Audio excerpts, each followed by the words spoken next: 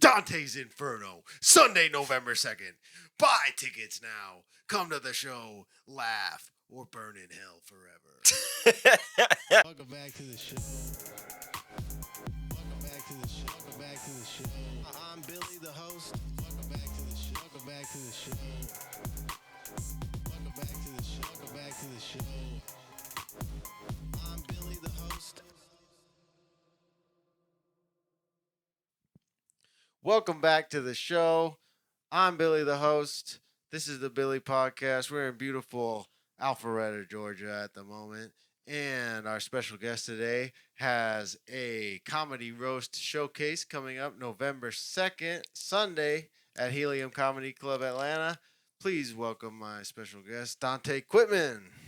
But, we'll just jump right in. You started stand up in Asheville, North Carolina? Asheville, North Carolina. That is correct. North Carolina? Yeah. Born and raised in North Carolina. I've been to North Carolina many times. Not a bad place. I would say, like, I love the Carolinas, but the only thing that, like, gets me about just, like, states that I really love to go to is they remind me of Georgia so much. There's subtle differences, for sure. Like, one thing about North Carolina was they had like the kratom bars there and stuff. Big on the kratom bars. Kratom is crazy in North Carolina. I don't think that stuff's good for you at all, dude. Man, it can't be. I remember I had a manager and he was telling me, "Yeah, bro, this stuff's great. Takes your energy." You know what I'm saying? So let me try some one day. He's like, "All right." He's like, He's like, "I don't know. I'll be careful. You know, it might make you throw up and this and this and that." I was like, "Whoa. What?" Yeah, I don't want anything that's gonna make me throw up. Nah, I'm good. No, I tried. We can just drink liquor. Because I worked at Exhale City. It is a good job, but I tried it a few times. I was like, this can't be. What does it make you feel like? Cause it's like if you take like a tramadol or like I don't know. I had a really bad tooth infection one time. The dentist gave me some opioid painkillers. It's up there. And that's how it makes you feel if you that's like, dope. The right strain or whatever. It's cool. I know some people who were like addicted to drugs and got off of the drugs with the kratom. Cause it's dope. But everybody I know who like takes the kratom like shots on the regular has like major mood swings. Like and this is based on like bro science of like anecdotal evidence, but that's what I've noticed about it. I'm gonna stay away from the kratom. I think it's when you mix it with alcohol, especially. But that makes sense. Everybody I know who loves the kratom is like 1 minute they'll be cool, and then the next minute they're just not cool anymore. At all. That's wild work, man. Carolina was cool though. You know, other than the kratom, I guess. Kratom, lots of tattoo shops. Kratom, breweries. Like yeah. It really, North Carolina really got hit with the breweries these past couple of years. They got the gambling though. You know all about that. Oh yeah, I used to work up there. Don't have that at the casino in Georgia. Probably good. I never got the gambling thing. Like, it's amazing they don't have a casino in Atlanta. When you think about it, when you really think about what Atlanta is, yeah. Like I can't believe they still don't have gambling like that. But I seen they're talking about getting it. They're talking about getting a casino down here, like changing the laws or something. I want to say I voted on one of those. They might as well, man. They might as well. They're just gonna make more money for the city. Why not? It's gonna lead to some gambling addiction for some folks, but that's part of the game. You just gotta charge. But the gambling addiction never got me because, like, my dad is a redneck, so he would play the lottery and never win. Right. And every once in a while, he would win like a scratch off, but $10 or another scratch off. No, one time he won $1,000 on like a $20 ticket. Damn. The $20 tickets are where it's at. I'll say that, but it's all designed to scam you. The casino, the lottery, like the whole thing is designed to take your money, and so that. I don't know. The obvious scams never get me. Like the pandering, even some of the comics you watch where it's like, is half of your set just a t-shirt? Yeah. Pitch? Mother out here selling, just marketing. Like, yeah. Mother wrote some jokes about his sales pitch. Yeah, one of my friends, when I first started doing comedy, like half of his set was just like, I later found out, just like stolen jokes from other people, and just like to to sell T-shirts and hats. That was the entire point. But he was very much like a comedy like hustler guy. I don't think he was in it for the Yeah, that's the sad part about comedy. artistic.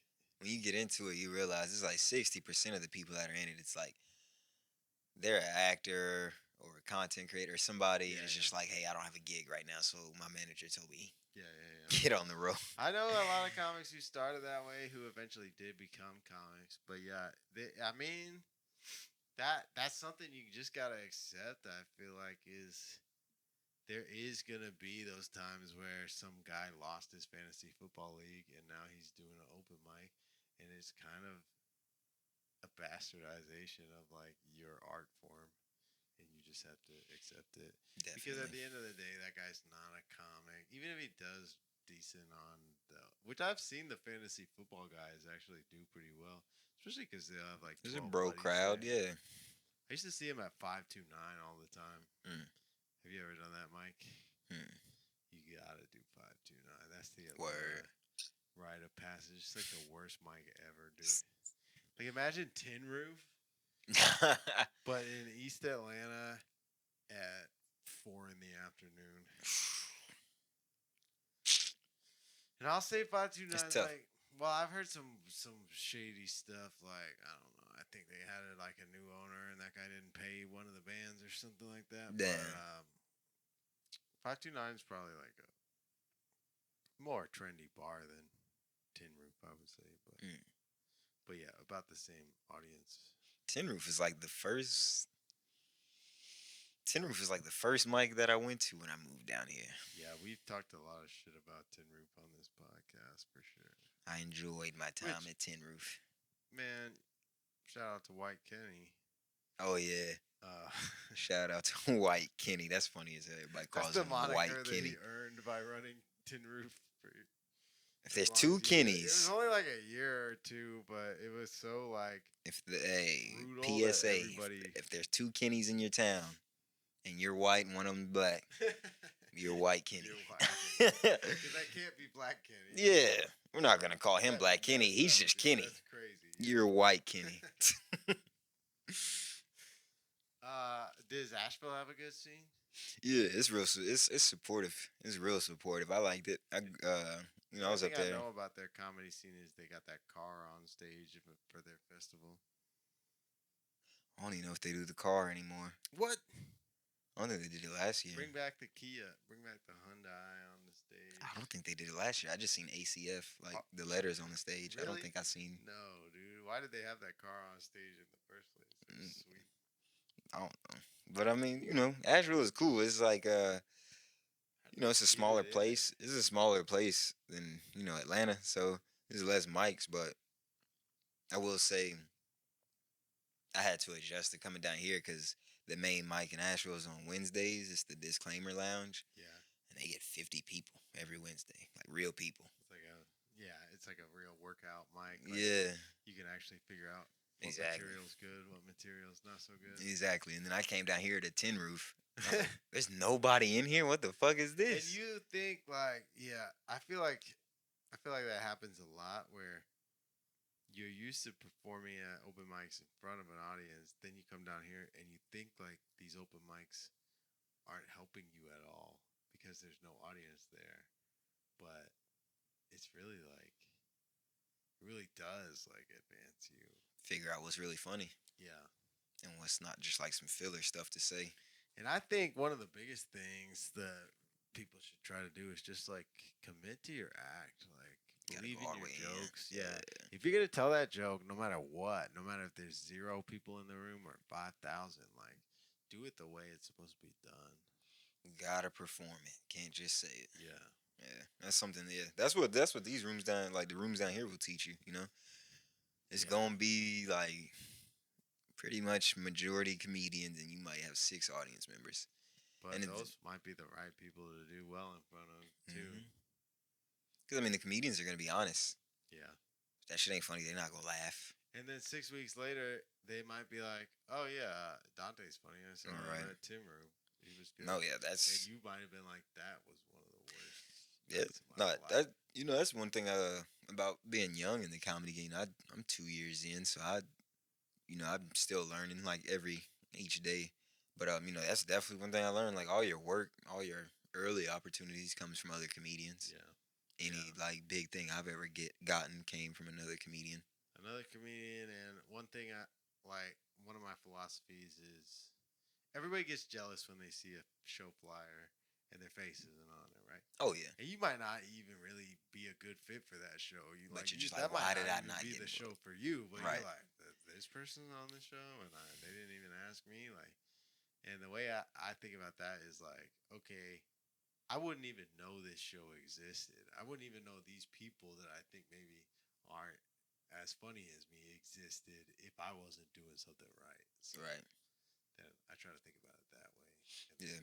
one thing that like I'm gonna get, I hate it, but like I let it go. I don't care. Is the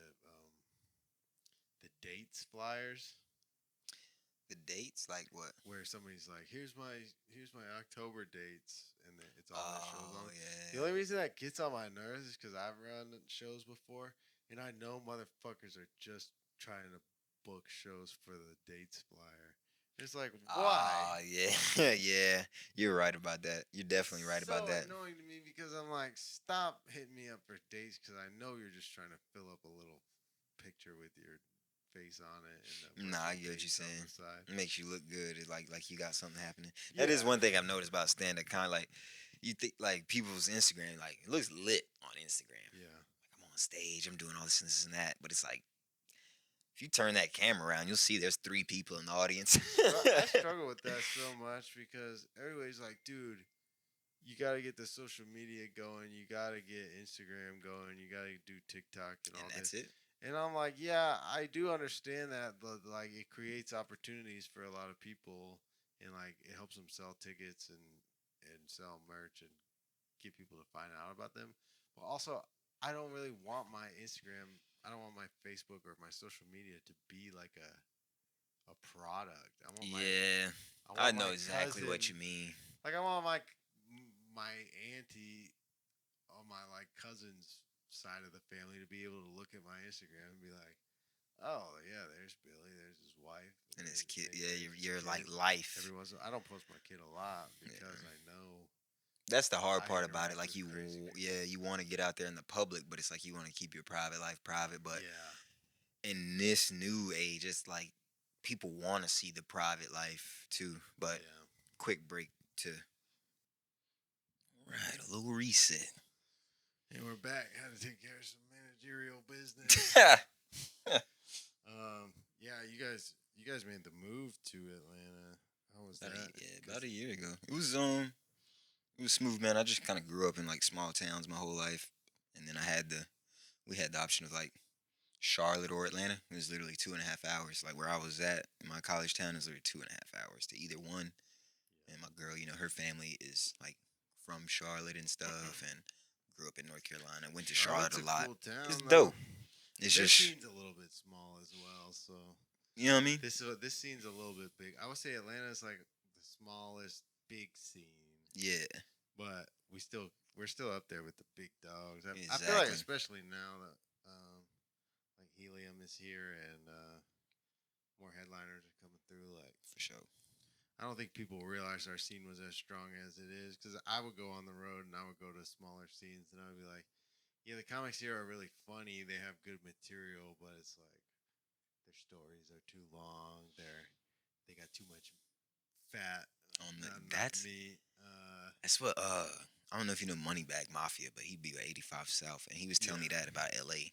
He said out there, he said when he went out there to L.A., it was like, he said it's like,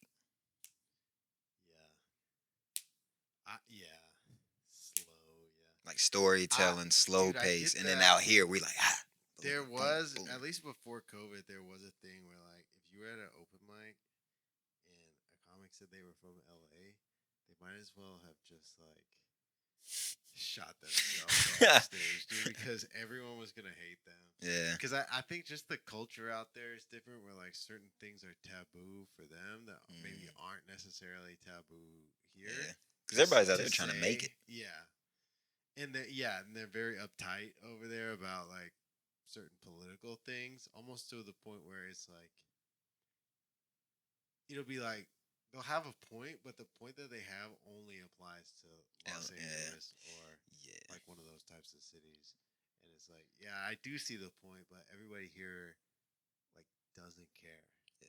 I ain't gonna lie, I hate to say it like this because it's never easy, but I heard like most what I hear from comedians in LA is easy. The mainstream rooms, Yeah. because the audience is like, Right. for one, it's like the industry. Nobody ever wants to say no or be a person that you have a bad memory of, because later on down the road, it could be opportunity for them or you. But that's what they all like kind of told me. Like it's like LA, the audience is. If you're in LA, almost everybody you see you think is famous. Yeah. So it's like you're into it. For somebody famous Exactly. too, Yeah. But that what you were saying, I also heard the flip side, like about Atlanta. Like I've heard that if you go to places and say you're an Atlanta comedian, they put you up like automatic. Yeah, I have heard that as well. It hasn't worked out for me. No, I'm kidding. No, there's a few times I went to New York where I was just passing through, like doing my own thing, and like had people like take me up to the booker and be like, "This is my boy," like shake his hand and everything, and the booker still be like, "Nah, not tonight." Yeah. You want to be mad, but then you're like, "Yeah, he doesn't know me." Shit, go to Philadelphia. Yeah, I've been to Philly before. Shout out to Philadelphia, man. Man, them boys gave me the red carpet up there. Yeah. I always forget the name of the show, and I feel terrible because it was a really good show. Something about dogs. Which show? In Philadelphia that I did last time I was there. It was in a bar. It was in like an upstairs like cocktail bar, kind of a speakeasy vibe though. Really cool. Fergie's Pub? Yeah. It was Fergie's Pub? Yeah. Hey. But there's two guys and they have like a name for the show and I can't remember what it's called. Unleash. Comedy Unleashed. Yeah, Comedy Off the Leash, yeah. Bro, that's what's up. That's the one I did, yeah. Yeah. Fire. They said Shane Gillis and all them used to come up through there. Nice people, yeah. Yeah. Great show too. Yeah, man. And Shout out to them. They just did me a favor. They had never seen me perform before, so I did well on the show, and they were like, "That's fine." Oh, thank God. Yeah, that's fine. They did somebody else a favor. Philly got a receptive scene. I would say Philly's like Atlanta with as far as the just boom, got you, bring you in. Like shout out Brotherly Laughs. Like a small big scene. Shout out Logan Malin, and George Miller, Christian Showmaker, my boy Fry Guy. They showed me some good love up there. I like pause. Yeah, up there in the Philly. World famous Helium. Is that right? The world famous. I would say that's the one. That's the one I think of when if you just say Helium, I think of the Philly one. I think that's the one everybody thinks of. It's on Always Sunny. Really? Yeah. Oh, when D did stand up. That's Helium. Yeah. Oh, I was bruh. Right, dude. I never. It was like thought about it. I was watching it and I just was. It was like 2, 3 in the morning, bro. I wasn't even paying attention really, and I seen that logo. I was like, oh, I was like, that's the spot. I remember having heard of Helium before, like Shane Gillis blew up. Bro, I be feeling so bad, like a traitor to comedy. Cause I ain't gonna lie, I ain't never heard of Helium. Really? Somebody else had to tell me. They was like, boy, you got at the spot. Oh. Yeah. No, when I saw Helium was coming to Atlanta, I was like, it's go time. Yeah. This is gonna be awesome. And it has been, in my opinion. Oh yeah, it's lit. I got lucky though. Yeah, and good. I had heard of Good Nights before as well because I'd done. I had a friend who lived in Raleigh. Dang. And I would crash on his couch a lot. But he partially owned a bar in Charlotte. I feel like you don't know about clubs, so you start doing stand up. Cause I'll be real, I didn't know. I didn't know stand up was done outside of New York and LA. I thought it was only on TV. I'm from a small town. Like I think I did stand up for 2 years before I even knew open mics existed. Because I was hanging out at this club called Swayze's, which was like a rock. Heard of that. Yeah, it was like a punk rock, like all ages venue.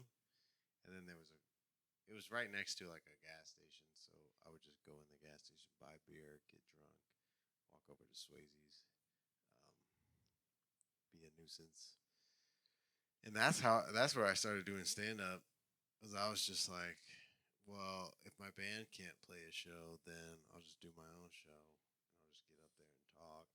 And then my friends would kind of come hang out there anyway. Like they would usually just be there.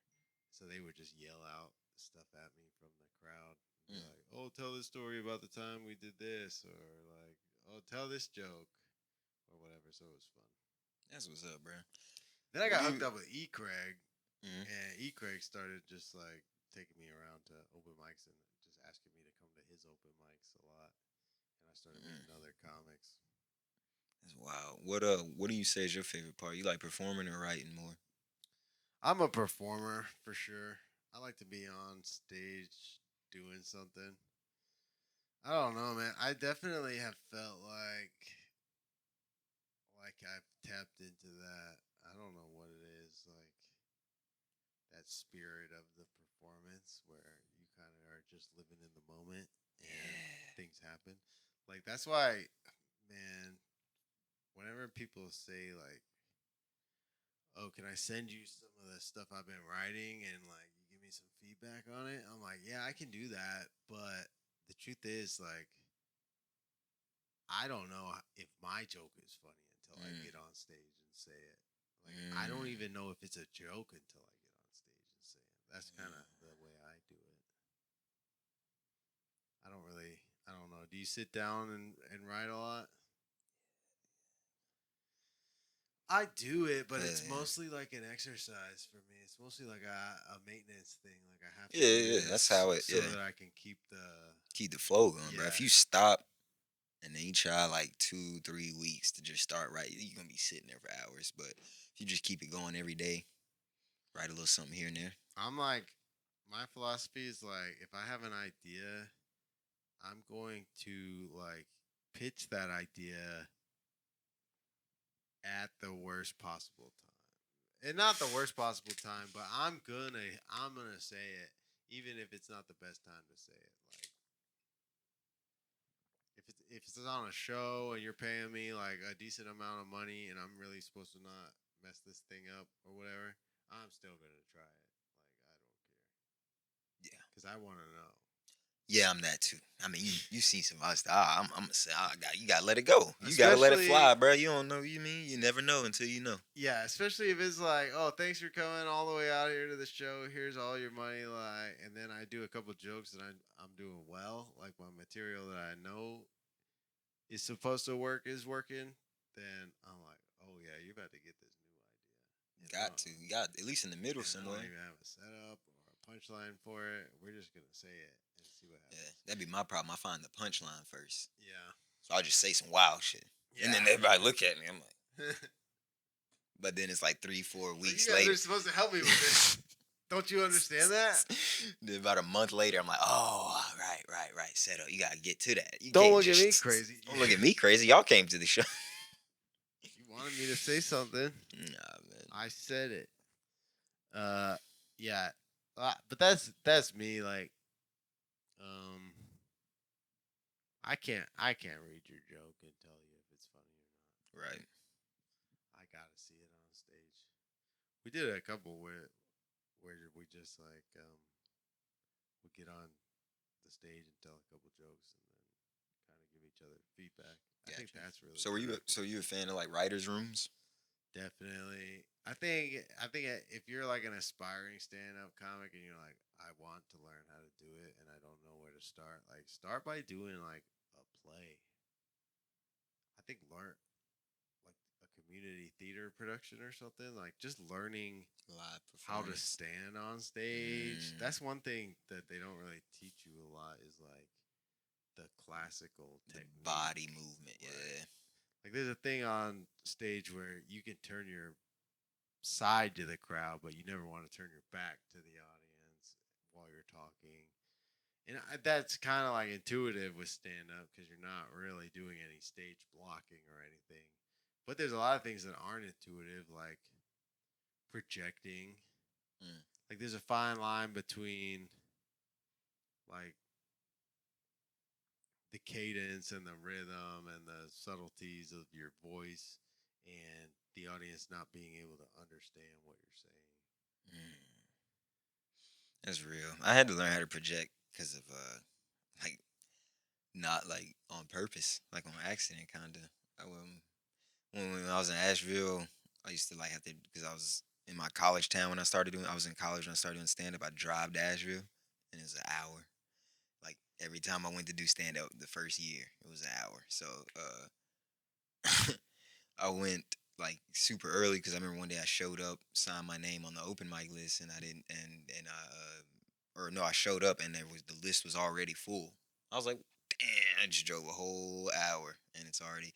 So I showed up super early, put my name first, and still went up dead last. Yeah.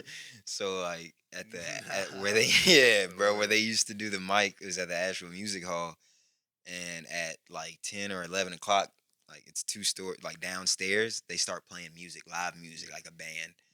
And so like when I got up there, the band started playing, and you can hear like you can feel it vibrating through the floors. So I had to start like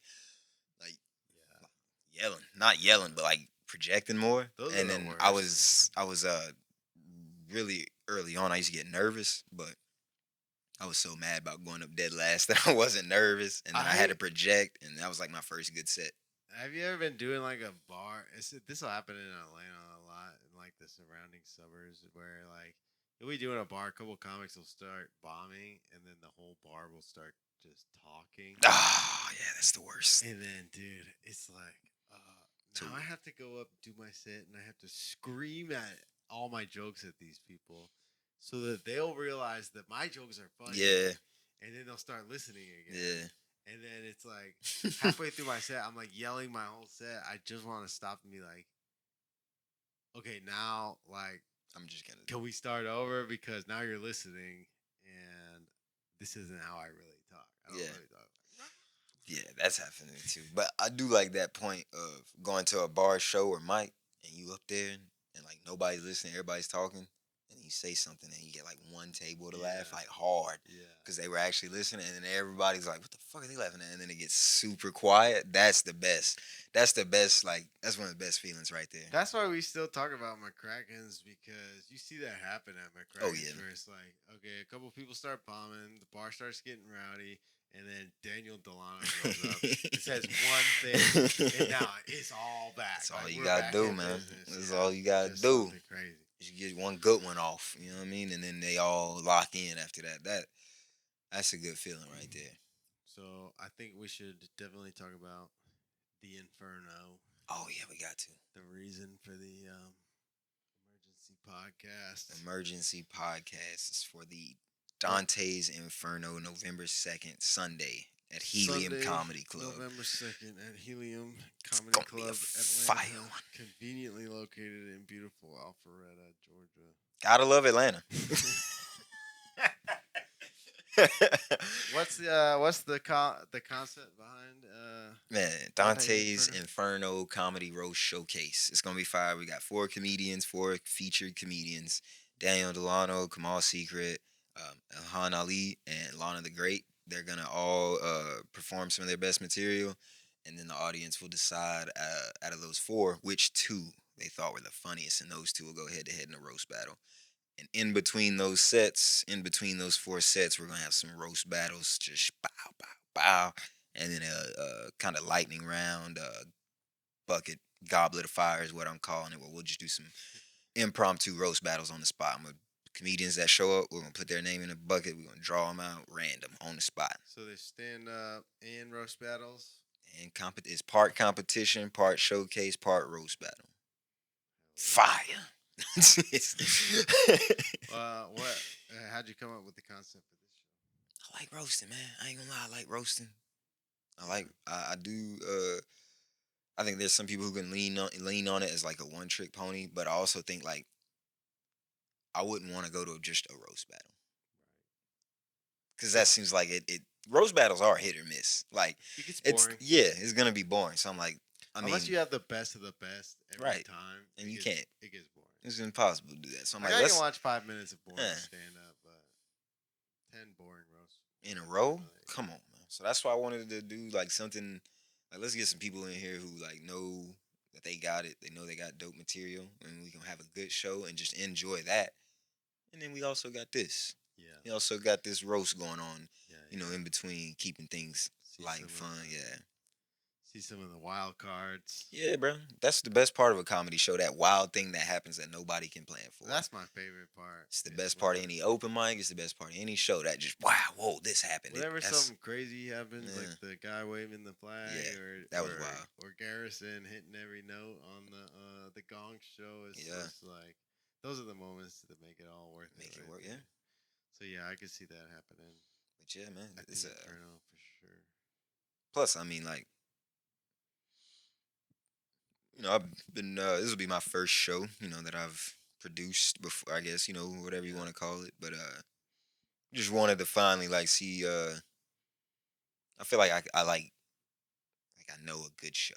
Yeah. You know what I mean? Like I know like a lot of people, they put together a show and they just throw a bunch of people on it and the show's like this. It's like, nah, you gotta let that thing. It builds, and I just wanted to see if I can put together something dope. And it's at Helium. We know that if you're listening to this, Helium is a company that's designed to make money. So we need you to buy tickets to the show. Yeah, man. If you a comic in the city and you was just like, oh, this is gonna be dope, I'm gonna pull up. You're not getting in for free. This ain't one of them, bro. The local shows, so that they want to do more local shows here. Yeah. This ain't one of them. Yeah. I'm gonna have you at the door. You gonna be looking crazy, bro. And there's a 2-item minimum, strictly enforced. Heavily. Come out to the show. Nah, but for real though, it's gonna be a good time. It ain't like you gotta come here and spend a whole bunch of money. Just come here and have a good time, and you gotta meet that 2-item minimum, gang. You gotta get you 2 bottles of water and chill. But listen, you got come out and have a good time, man. It ain't like you gonna go somewhere and sit down for 2 hours and they got food and drinks all around you. You ain't gonna get something. Come on, I know your mouth dry. You probably, if you're listening to this, since it's the first year being open, you probably haven't been to a show here yet. So this is the best show to come to. Forget all that Dave Attell and Hannibal Buress and Kevin Smith. And all these big headliners who are proven to be funny and sell out where they go, man. Nah, come get some of this local, undetermined talent. Dante's Inferno. It's Dante's Inferno. It's the hottest show in town. And all the employees are going to be hype on the show. I know for a fact. For sure. So it's going to be fun. Even if you don't like the show, you can hang out with Dominic and Christian afterward. Tyler at the bar. And you will laugh. For sure. For sure. If you come to the show Sunday, November 2nd, you will laugh. Guaranteed. You're going to laugh, guaranteed. I'm guaranteeing that. And that means nothing. So... Dante's not guaranteeing anything. He said, "I'm guaranteeing that. That means nothing." No, I'll put the stamp on it, man. My guarantee is worthless, but you will laugh that day. Man, come on. I guarantee it. You know you gonna laugh, man. When we put this out, you know, of course, I'm gonna probably drop the clips. I'm gonna drop the flyer right after this. You know, I'll probably drop the flyer as we're talking over it. But just look at the flyer and tell me you don't think you're not gonna laugh. Come on. Let me cut a promo real quick before we end this show. Drop the promo. I'm gonna cut the promo right here. Dante's Inferno, Sunday, November 2nd. Buy tickets now. Come to the show, laugh, or burn in hell forever. Perfect. That was amazing. No better plug than that right there, man. Thank Dante you, Billy. Quitman, thank you, man. Thanks for having me, my boy.